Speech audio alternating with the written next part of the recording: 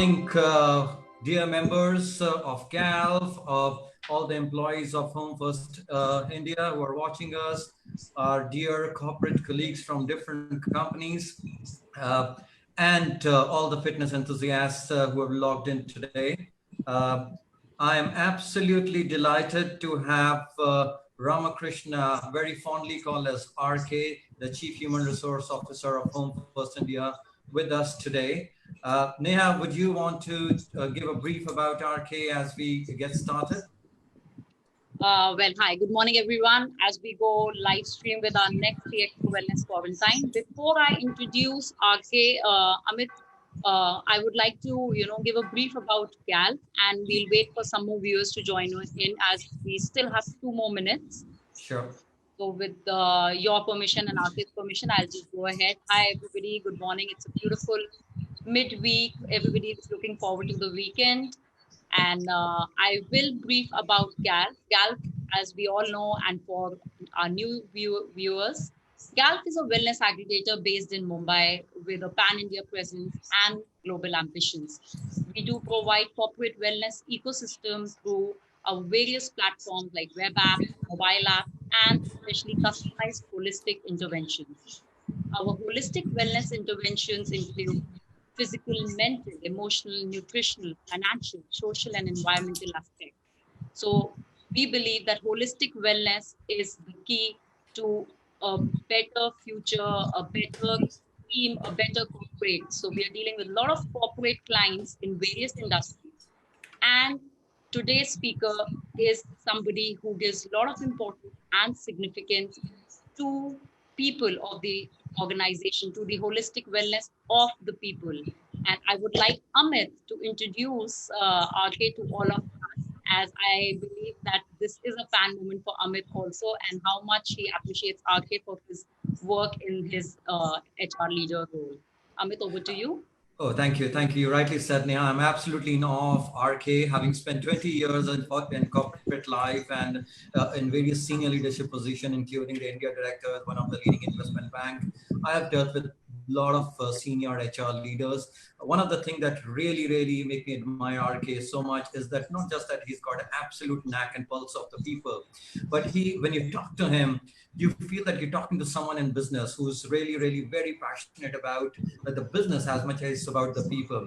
I would be not surprised at all if in just next few years or maybe sooner than that, I would probably see RK donning the hat of a CEO of a large organization. So on that note, absolutely a fan moment for me, and welcome aboard, RK. Thank you so much, Amit. Thanks. Yeah, it's really humbled that you guys gave me such a flowing introduction. I mean, haven't achieved so much in life, but it is important, and that the way in which the fitness, the wellness piece has grown in the organization across. It's been a pleasure to get that introduced into organizations that I've worked before and in the current organization. So it's just me doing my job. Lovely, excellent. So RK, I must share this with my viewers and members who kind of are very eager to know more about you. So as you know, India is kind of transforming well, both in the fintech and edutech sector other than wellness tech. So I happened to visit RK's office at a reference of one of a close friend. And I was blown away the moment I took the first step. I mean, it didn't appear like an office at all. It was almost as if I'm walking into a lounge. And every unit, that they had a different theme to it. So it was absolutely a delight to have that. And the moment I, got introduced to RK for the first time, the warmth and the openness with which I was embraced. There was no closed cabins. There was no closed conference room. There was an open desk, and his team was around, and he said, let's talk about everything very openly. And that's something which really made me click. That this is, I'm talking to someone who's of modern thinking in a very modern organization. So tell me more about it, RK. You know about it. I mean, a lot of HR people tend to get a lot of brickbats from the people, right from some memes floating around that there are Rangolis associated to HR, and some people about, they don't know business. How do you take that, and what prompted you to really create a next-gen organization that you very successfully did? I think a lot of credit goes to my mentors right from the beginning. The first boss that I had at Vedanta, I mean, the manufacturing organization, Mr. Nagar, Arvind Shankar Nagar, he told me one of the most important things that, if you need to be a successful or a good HR person, just be a good human being. You just need to know who you are working with. I mean, so spend as much time as you can at the workshop, the floor, than sitting in the office behind the desk and trying to do stuff around HR. I mean, so you might have read books, you might have done everything, but each organization is unique. Within the organization, each unit is unique. So unless you go to a shop floor, so my leaching unit is very, very different from a zinc smelting unit to to a unit where they were taking out the zinc from the cathode tube. So each of the units was very, very different, and the needs of the people, the aspiration and what they wanted to do with life was very, very different. So that was my first lesson. I mean, just be there on the shop floor to understand the need, and then try and fulfill that to the possible extent you can. You have to balance the needs of the business as well as needs of the employees. So that's the most important role that he taught me, that you need to work on when you start your career. So that stayed with me.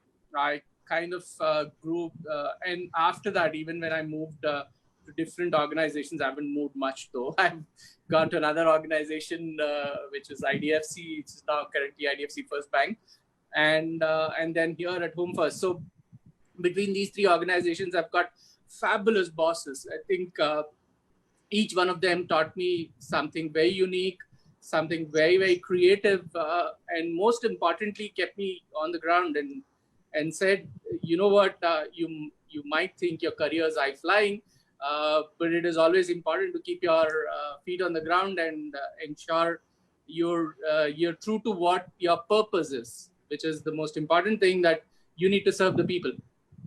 And Excellent. If you don't stay true to that, then your career will take a nosedive like anybody else's. So staying true to purpose, I think, has helped me a lot. I mean, between Animesh, between Dr. Rajan, everyone who's kind of helped me become what I have has, in a lot of ways, helped me get here. That's a mark of a very humble leader, dedicating it to the people and dedicating it to the mentors. I'm sure by the time you're talking, people are kind of quickly Googling out Home First India. So really, to avoid that kind of an effort on them, I understand it's one of the fastest growing home finance company for a specific segment. Would you want to talk a little more about it so that people can understand what Home First is?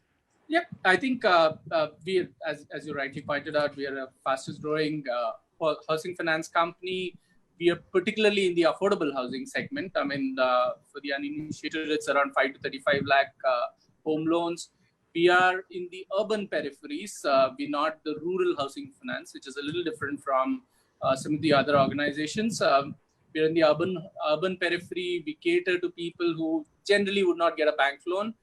Because of group income, a lot of it is not in ITRs. The way the economy is today, I mean, a lot of self-employed do not have the level of ITRs that reflect on the repayment capacity that they hold. Though they are able to repay, they will not be able to prove it on the document. So one of our USPs is that it's not the document; we see the customer. We don't see the document. And it's a testament on the way we conduct our business. We don't even collect one document till the loan signing is done. I mean, that's at the final end of giving away a loan, which is RBI mandated, NHB mandated stuff that we take on paper. Apart from that, we don't take even one piece of paper. I think that's how true we are to the purpose, or to the way we advertise ourselves. We're one of the fastest home loan providers as well.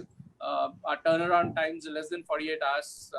If you have all the relevant pieces in place, you're able to get a quick meeting, and we're able to explain to you all the terms and conditions. We can turn around a loan in 48 hours. And the third most important, and as I said, it is very limited to people, very limited to only people who are aspiring for loan between 35 to 55, not beyond that. Yeah, I mean, less than that, 5 lakhs onwards.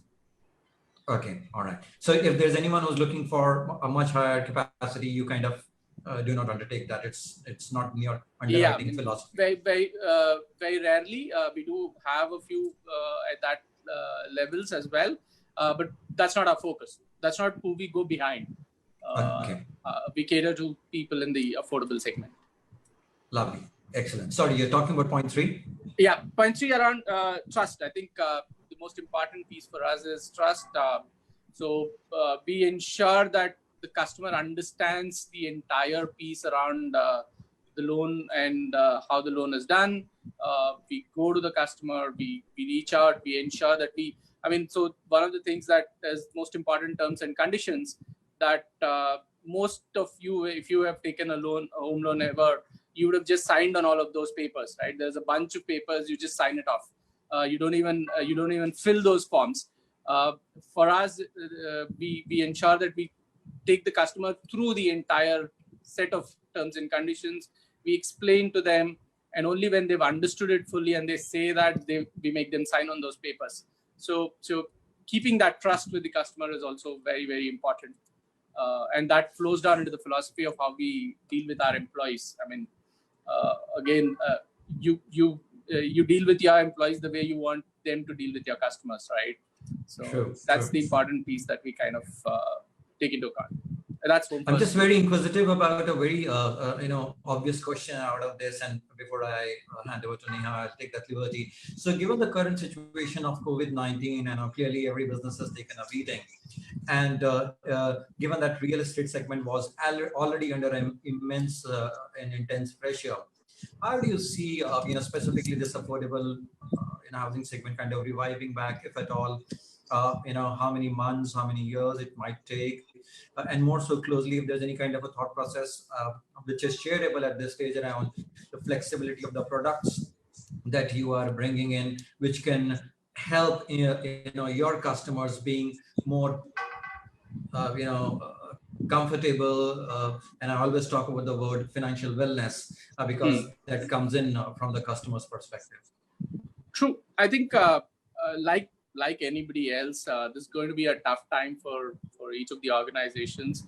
We're not eat what you kill kind of an organization. So we have an annuity income that is coming. We've been very, very prudent in the way we've conducted our business over the past. So therefore, there's that level of security for the business in the longer run. There will be short-term hits that we will have to take because of the way situation is. But I think quickly in the next few months, things will evolve. It's anybody's guess how soon or how late this whole thing will come back. But what we are definitely guessing is that there will be a new normal that we will have to kind of work towards and adjust to. It's not going to be the same normal that was there before. So like what you asked, we will start looking at some of the pieces around, how do we conduct our business in that new normal? See, if we can't go out so often that we used to go before, can we start taking advantage of technology that we've already built and use that a little more? Can we have geotag the photographs, make them take a selfie? Today, my RM goes and takes a picture of certain places. You geotag and you take a selfie and send it across to me. That should be as authentic as possible, right? So those are the things that we will definitely bring in terms of processes and product as well. I mean, so there will be certain amount of product innovation that will also come in, is our expectation. I don't know right now. We're not thinking that. I mean, we are planning towards it, but we've not not given an active thought around that piece at this point in time. So that's work in progress. Okay, thank you. That's really, really helpful. Over to you, Neha. Sorry, Neha, you're on mute.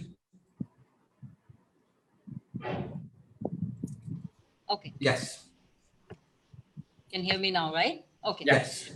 So, RK, knowing you now, you take HR as a science.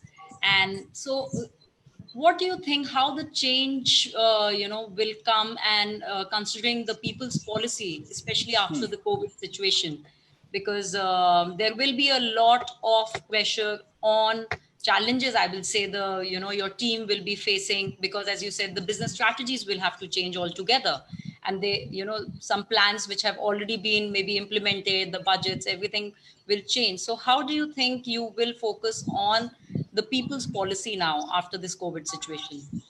Yeah, I think a couple of things will definitely happen. We will have to relook at some of these pieces around how it is, and more importantly for that, it should be what is the new normal. So today I'm not in a position to answer that, how things will change. Will it be like some of the organizations saying 75% of my people will continue to work from home, or will it be like, we may not be able to do that, so our business models itself will undergo a change. Will that be the new normal, or will this be the new normal? I don't know the answer. Yesterday I was talking to my CEO, and we said, what should be our strategy going forward? We said, there is a lot of theoretical exercise that we can do at this point of time, and create Excel sheet models, but you can't really say what you will do at the end of the day. And so we would need to wait it out at this point in time, and that's been my approach. Right now the focus is around dismantling any of those things that are coming in between the person or the employee to perform, and rules, policies, etc., that are in place, which are kind of impeding the employee to work. I think just dismantling that piece is the most important work that team HR can do. That's what I keep telling my team, that just focus on what is the issue that the employee is facing and quickly resolve. Today, that will be the critical work that we should do, rather than, because most of the people will always fall back and say, okay, this is the policy, therefore I can't do this. Can I go back and tell the employees, you getting the work done is more critical than whatever it is written in the policy. So can you come back and tell me, okay, this is what is impeding me. I'll quickly make the change happen so that you can go forward and do the job that you're intending to do. And that will be the work that we will focus on for some more time before we start understanding what the implications are of the whole COVID situation. So, and that will be, and once that kind of dawns on us, how things are going to be in the future, we will start focusing on, what should we do to enable that change. So I think what we need to understand is, okay, for example, leave policies. How do you create a new leave policy or a process which takes into account people who are going to be working out of home 100% of the time? You don't know whether they're on leave or not, right? So how do you deal with that? How do you deal with a lot of statutory pieces like attendance registers that need to be kept in our branches, right? How do you deal with that? And so those will be questions that will then start coming up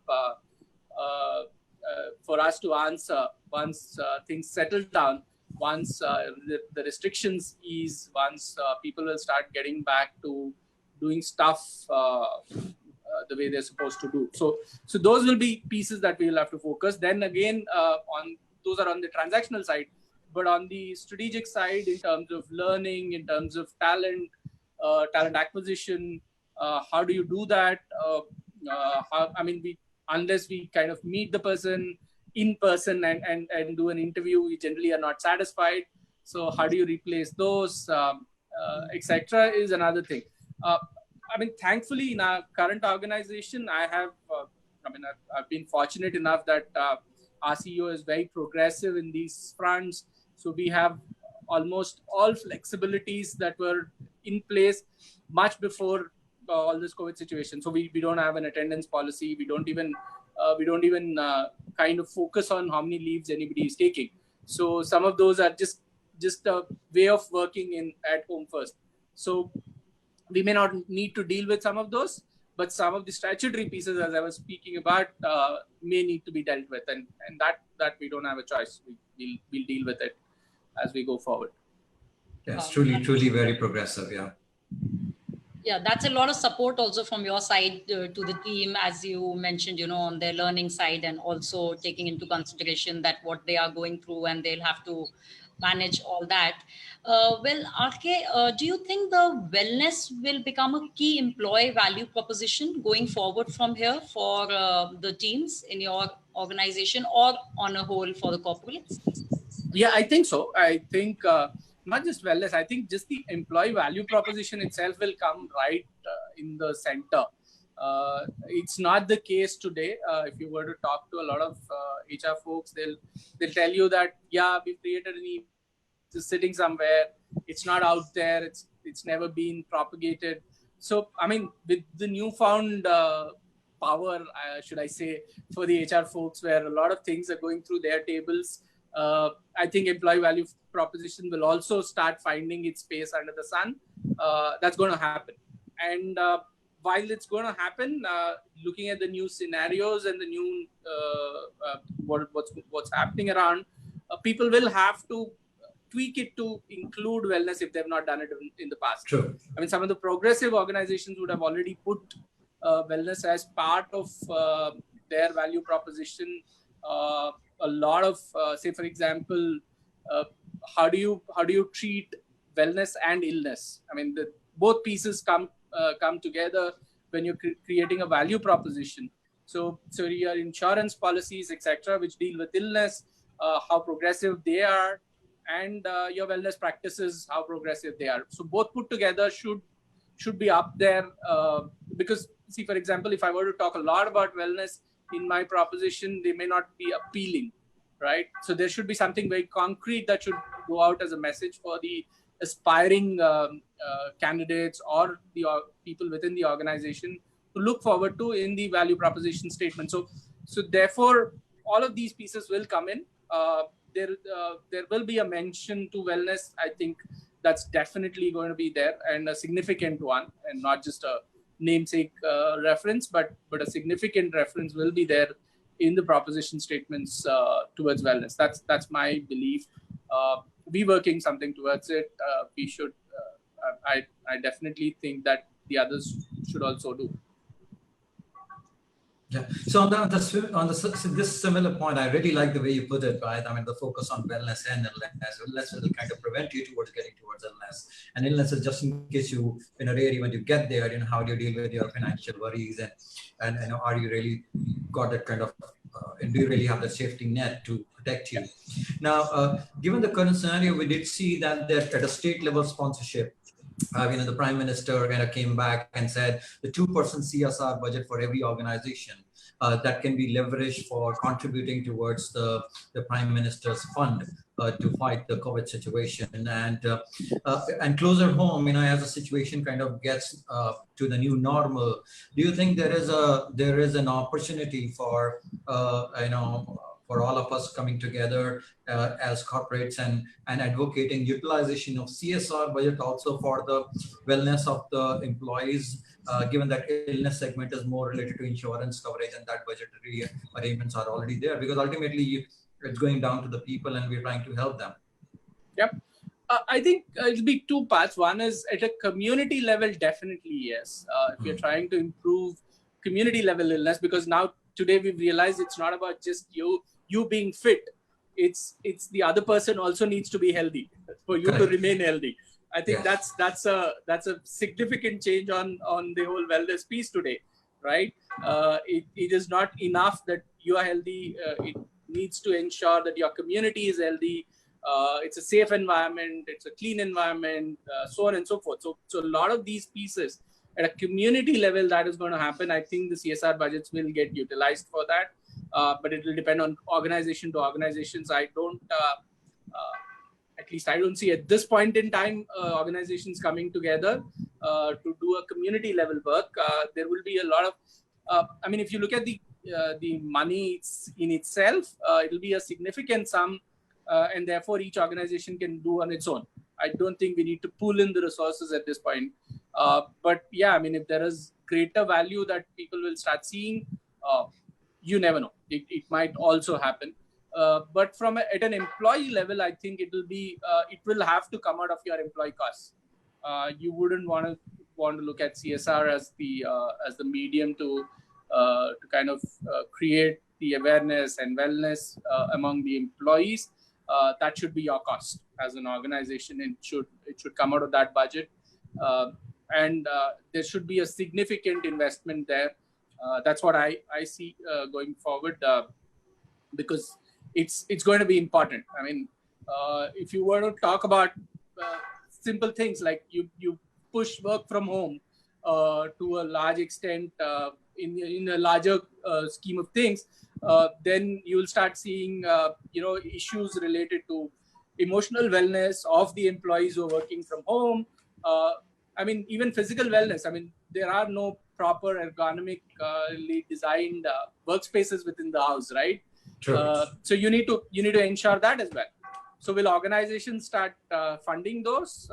I don't know the answer right now, but yeah, I mean, these will be questions that will be asked. So if I were to go around and tell all my employees, okay, you can work from home, I mean, it may not be possible in my situation. But we can still look at few, not everybody. But as I said, if I were to do that, then who will pay for my AC that I'll run the entire day? Who will pay for my,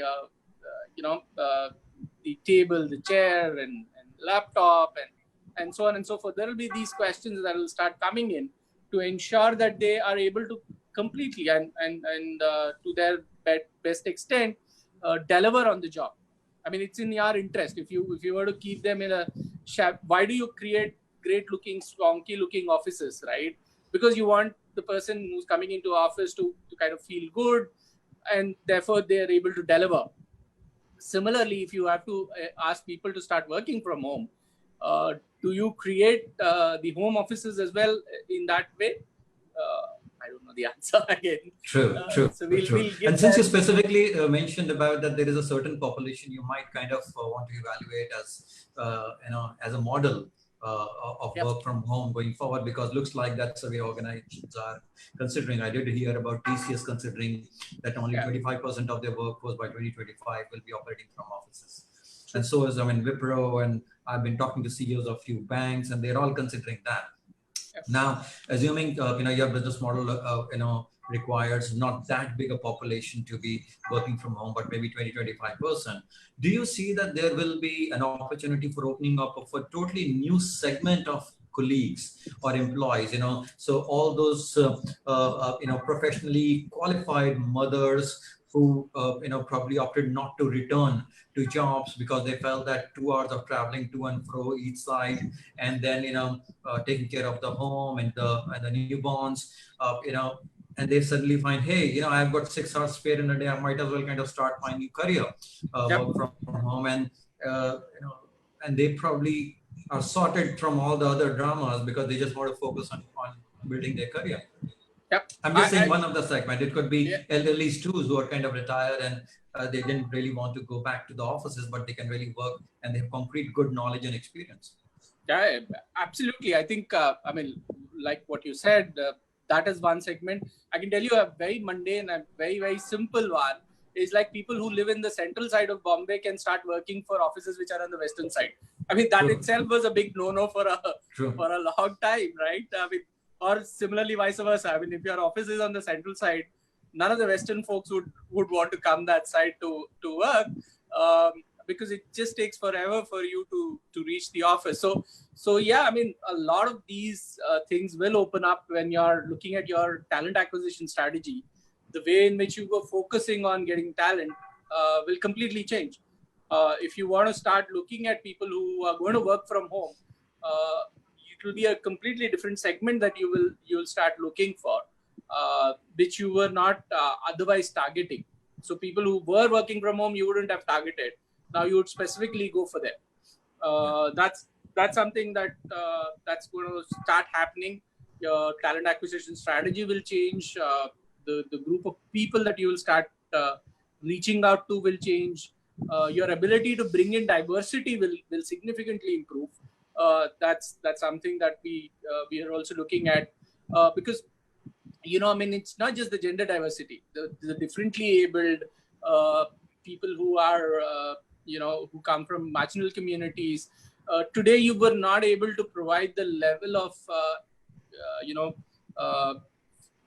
the support and kind of ensure that there is no prejudice, etc., when you're working with them within the organization, right? I mean, I've seen a lot of organization give it a very, very sincere try, but within the organization there are so many barriers to that. Just the physical spaces need to be created differently, etc., was something that was stopping us from getting them on board. Today those features will not exist. I mean, those things will not need to be catered to, and therefore now you have a huge population that is available for you to recruit, thanks to this. I mean, absolutely. I shouldn't put it this in a positive way, but yeah, I mean, it is opening. Well, there are a lot of positivities. I mean, there are. I mean, that's how we're going through a huge crisis, but there are a lot of positivities. And we were interviewing Nikhil the other day from Godari. He said, I mean, the way I'm looking at it is this situation has opened up a huge amount of opportunities for us, right? I mean, it's up to us how we kind of intend to innovate. True. Well, right. So, sorry, just the last one on this one. I'm so sorry about this, Neha. But since you mentioned about it, RK, that there could be a possibility of much more diversified workforce, both in terms of the whether it is gender, whether it is about the abilities, whether it is about the locational presence. Now, if I broad-based bucketed, there could be employees who are working from home, there are employees who are working from offices, there are employees who are constantly working on the field, and there will be one segment of people who are like remotely. I mean, you don't really know where actually they are. So, how do you kind of envision employee engagement strategy and probably underpin wellness in that now, given that earlier it was once, either there are people in offices or out of sites of offices, and we could do some kind of an engagement or a wellness activity for them. Yeah, I think we will have to create those water coolers on Zoom to create engagement activity. I mean, jokes aside, I think it'll be tough. I don't know the exact way of doing it. We did try some during this period, some quirky stuff. We tried to create videos of people coming together while staying away. Use a bit of imagination there. We created situations. We gave it to people, and we said, "Why don't you create a video on this? All of you stay at your home, but kind of create one." So stuff like that is something that has started off. Is it the only way? Is it the way of doing it? I don't know the answer. So we will I think over the period figure it out. It's too early, honestly, too early, because two things have happened. This has come very suddenly. We're not very well prepared to run this on a longish term. So we're doing whatever we are doing for for very short periods. We're looking at it in a very, very short term way at this point in time. So therefore, all of these engagement activities, etc., will be very short term in nature. Somebody's playing housey over over the Zoom.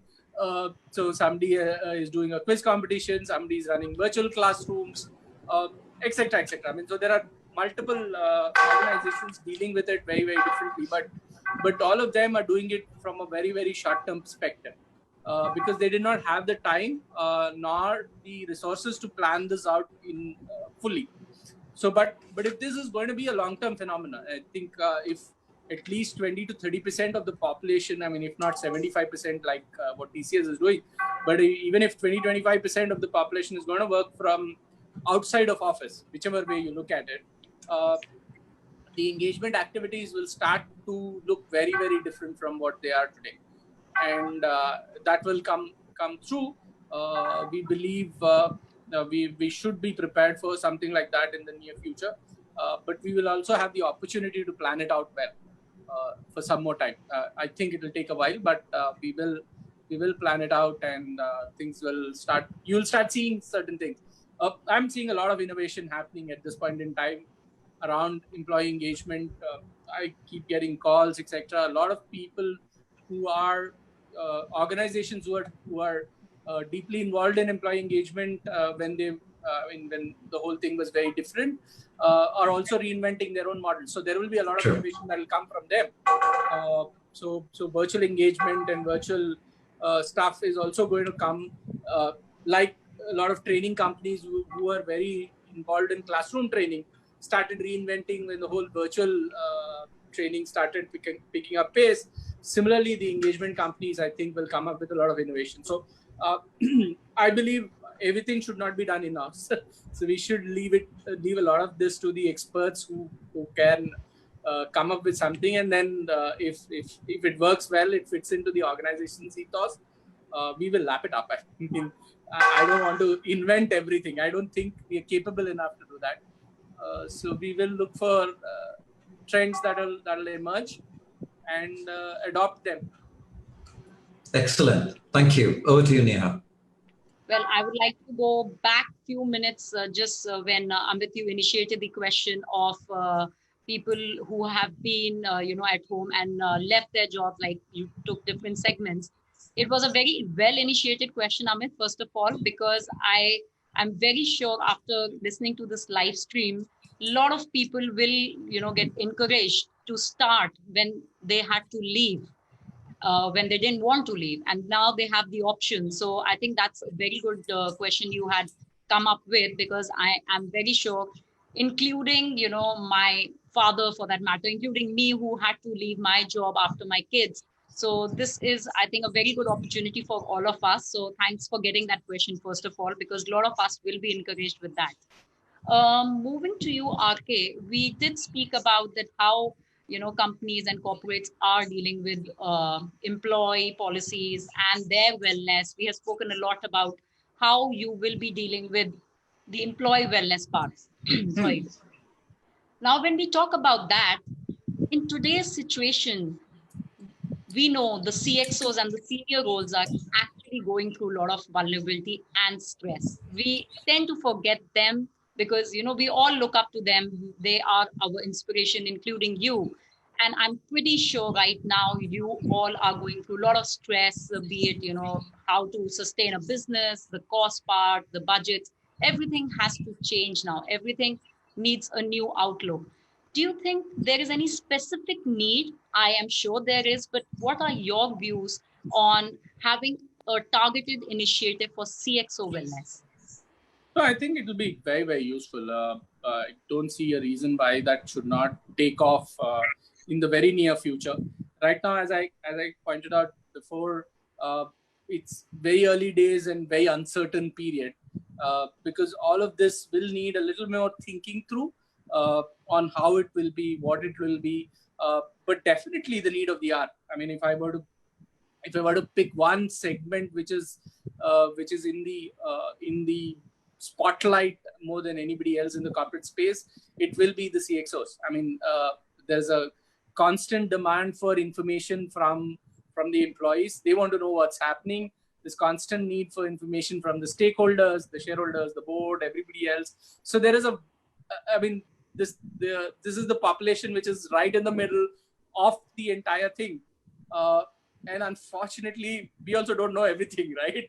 I wouldn't know whether we will be able to do X amount of business this year or Y amount of business this year. I don't know what will be the answer that when can we restart some of the branches. We're playing it like, as I said, my CEO Manoj told the other day, all of this is Excel exercises, and the team that is most actively involved in doing this is the CXO group. We have to kind of work on multiple scenarios, prepare ourselves, relook at our steps. I mean, this is BCP going live day in, day out, right? And with every different scenario playing out daily. So today we know when we started off the first phase of lockdown, everybody started preparing for what will happen from April 15th. and suddenly on April 14th, you have a different scenario for May 3rd. And then you have now different scenarios for different states. So some states will come out faster, some states will take a little longer. So redoing every plan every other day, having a different type of emergency every other day is something that we are dealing with, and that's a lot of stress. I mean, I wouldn't say it's not. I mean, that's very the thing to say. But yeah, it is important, and we're doing a important job, and therefore that keeps us going. But I don't know how long that will keep us going in that sense. So there should be something that we will come up with. It's like in any family, the person who's providing for takes care of themselves the last, and looks for everybody else in the family first. That's what is going to happen, though. If you were to project something for the CXOs, they would say, yeah, I don't think so. I think we should start first with taking care of our employees, ensuring what the board needs and the stakeholders need, and then we can look at ourselves. So that will be there. That level of lethargy will always be there. We don't think about ourselves first. So yeah, but we'll get there. We will get there. I think that's more of selflessness, rather than lethargy. Nah, I don't think so. Yeah, I think just lethargy. I can tell you that much. Yeah, just conscious, because there are, I don't want to specifically mention about any incident, but there have been recent news of CXOs being impacted, and some of the very, leading brands of the world. And yes, that's something which, as you rightly said, is is going to come calling very soon. Yep. So, RK, on personal front, like, how are you taking care of your wellness right now? I believe you are a very fond player of cricket. So how are you doing it indoors now? Are you still continuing with your passion of cricket? Yeah, I mean, I'm just watching the reruns and feeling that I'm playing. It's virtual everywhere. So yeah, I mean, it's tough. I'm a very outdoorsy kind of a person, not so much an indoor. So it is tough for me to kind of get up and start exercising indoors, though I've tried a couple of times. But I think right now the household work is helping. The sweeping and the mopping is a good exercise. I have figured it out now. Never ever had I known this, but I thought it's much better than yoga at this point in time. So yeah, I mean, those are helping, but yeah, not as much as I would want to do. Honestly, not something that I believe I should be doing, but yeah, I mean, this is what it is happening. But yeah, definitely waiting for getting outdoor and taking care of. But meanwhile, yes, a little bit of exercises, a little bit of household work, a combination of that. And I think most importantly, spending a little bit of time alone, because you're there at same place through the day. Maybe just sitting out in the balcony and just looking at the stars. I mean, in the Mumbai sky today, you can see a few stars, which you couldn't before. So it's now helping. So that's the other thing that I do. I mean, just spend some time alone, look out and kind of think back on what's happening, and think forward. That also keeps you sane. Otherwise, you're there 24 hours at the same place. You just get a little work done. I'm not saying that it's bad, but it is difficult because it is different. Yes. You don't do it before. You've suddenly been forced into something like that. You've not planned for it. You've not created a space for everything. You just got in and said, okay, now this is the way you have to live. For the last 2 months, be living like that. So how do you balance it out? You have to do some of these things, and it will be very individual. I think some people will find solace in that. Some people will work harder. I know a lot of my colleagues and friends and and employees that I talk to, a lot of them have increased their number of hours of exercise. I mean, that's a great thing. Again, another positive that has come out, and a lot of people are spending at least an hour every day working out, which is great. I think that is what I've heard. Not for me, but a lot of people, yes. So that's a significant cultural shift that we are seeing today in our society, and I hope people are able to sustain and prevail with that as a new normal and as they go forward. And very rightly said. All right, how much time do we have, Megha, for RK? Are left Has with got a busy around schedule. 15 to 17 minutes left. Amit, I think you can go ahead with your rapid fire, which you have. I love that. And I'm sure, RK, it's going to be a few more than what I usually generally ask, because I love the way you are so savvy. So tell me, other than the fact that you've really gained dexterity in mopping and cleaning like most of us, what is one thing that or one skill that you have definitely acquired, during this time? I think cooking. Oh, wow. I think I've never cooked so much in my life that I've done in the last 1 month. So yeah, I mean, on the personal side, cooking. On the professional side, writing. I started taking notes, writing down stuff because there is too much that is happening around. Yes. So it just kind of miss out things. So one of the things that I've started doing is to kind of document stuff, write down. I was very bad at it before, and I would never write down stuff. I always thought everything is here, so it's okay. But now I've realized I think it is important to put things down, write it down, and kind of relook at it, work out what's missed out, etc. That's a piece that I picked up. Just organizing myself much better.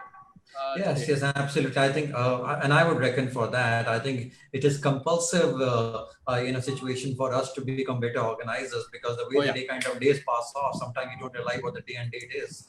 So penning it down, what your priorities are, and what are the things which require immediate attention really helps. Okay, so while all the things are more about planning and something that you've acquired, what is one thing that you have let go of? You think that this is something which definitely is not needed in my life. It was just way too much happening, and I found a point of reflection, and that needs to go now. Yeah, I think too much social media. I've kind of let go of. I used to look at my phone, and I think it has a very interesting feature of the screen time on the phone. So if you're using an iPhone, so it tells you where you spend most of your time on the phone and the number of hours. So the proportionate time that I spend on social media has come down significantly. Two things have contributed. One, it is the understanding that I think it's just getting too much, and second is so much negativity around. I mean, I think both the things have been equally contributing towards me getting out of social media much. So now focus on a few hours of I mean, not few hours, a few minutes of doing it on a regular basis. I've put a time. Like I said, I've become better organized now. So I've put a little time in my window and said, okay, this is the time I'll work on and look at social media stuff. Go to Facebook, go to LinkedIn, go to Twitter, know what's happening around. There is a little bit of fear of missing out as well, right? So you would want to go there. I can't completely avoid it, though I would love to, but I would go on it a couple of times before. There's a fear of missing out, and then there's the pressure of having missed out. Yeah. Right. Both. So both kind of go. All right. So you spoke about that you kind of found fondness for cooking. Tell us one dish that you really have found fondness for, and something you're gorging on. A couple. I think more than anything else. I think I was very this thing to make a couple of sweets. So I am now experimenting on making jalebis. So so yeah, I mean, not the regular stuff. I think I will take up things which are a little different. So yeah, I mean, I've made a lot of stuff, but definitely working on things which are a little more complicated. that's taking your cooking skills to a little higher level. So cooking 101 is done. So all the people, all the employees of Home First India who are watching, you exactly know where to reach out to for those sumptuous jalebis that maybe rolling down RK's kitchen. So RK, a lot of people, they're saying, "Oh, we are working from home. I really want to go out. I really want to go to office." And when I ask them, what is the one thing that they would immediately like to do when the lockdown gets over? Right. And I have a huge segment of people who are giving those responses of, I want to go for a holiday. So are you in that space, or if there's anything else that you want to do when this whole thing kind of ends? Yeah, I want to take a holiday and sleep at office. For us, for me, I think it's going to be just getting outdoors a bit more. But I'm conscious of the fact that it's not over. I mean, just lifting of lockdown is not going to be the end of COVID-19 at this point in time. So for us, it is more important to be careful. I mean, that's the message that I've been giving to our employees as well, saying that don't rush. I mean, between me and our CEO has been very, very categorical, saying that if there is a risk, it is not worth taking. If there is even 1% risk, it's not worth taking, because you can't replace human life. I mean, it's impossible. I mean, you can get your numbers back. You can work harder tomorrow, if not today. But there is no point in taking any risk at this point in time. So we will wait and watch. Personally as well, I would be very skeptical in being out there. Would want to kind of take adequate care and safety measures at this point in time for at least another 3 to 6 months. I mean, I don't see, and then evaluate it after. It's not that after 6 months I will again be back to my normal.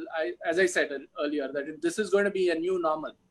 It's not going to be the old normal. So a lot of plans that we were making before would not be applicable. I mean, so since you're talking about the new normal, since you're talking about the new normal, is the new normal in terms of your office attire going to be well decked upper part and the shorts below? So we our old normal was also that. Honestly, I mean, we never had a dress code policy, etc. So we would land up in t-shirts on Monday or Friday. It doesn't matter to us. So, but yeah, I mean, I think we're missing. After this, we will be missing our trousers and shirts a lot more. So maybe the new normal will be that people will be fully decked up. Maybe I'll turn up in a suit to office for a few days. Absolutely. Just to get the feedback. Just to get the hang of it and the feedback. Yes, absolutely. So all those fitness enthusiasts, all those corporate employees, just in case if you're looking for a career switch, and just in case Home First kind of opens up their hiring position, so you know exactly where to reach out to. Excellent. It's for me personally, it was really, really enriching session. And as I said right in the beginning, it's something I thoroughly enjoy, talking to you every time, RK. On a parting note, just for today, is there any specific takeaway message that you have for all our members, followers, enthusiasts, and also the employees of Home First India who are watching? Any parting message that you have which people can take back and imbibe in current stage? Yeah, I think from my end, I think it's going to be a message of positivity. I think this too will pass. We will come back stronger. Organizations will become better. Communities will become better. The amount of cleanliness that we are seeing in the neighborhood will only improve. There will be a definitive change in the way people behave, in the way people value relationships, in the way in which we will treat one another. While there will be a little bit of negativity here and there, they'll always come with being human. But I think it's a better dawn that awaits us. We will emerge stronger, better, faster, and we will value time a lot more. that is available today. I think maybe I'm getting a little philosophical here, but that's going to be the way in which things will evolve over a period of time. People will get will start looking at things very, very differently from what they used to do before, and I think it will be for better.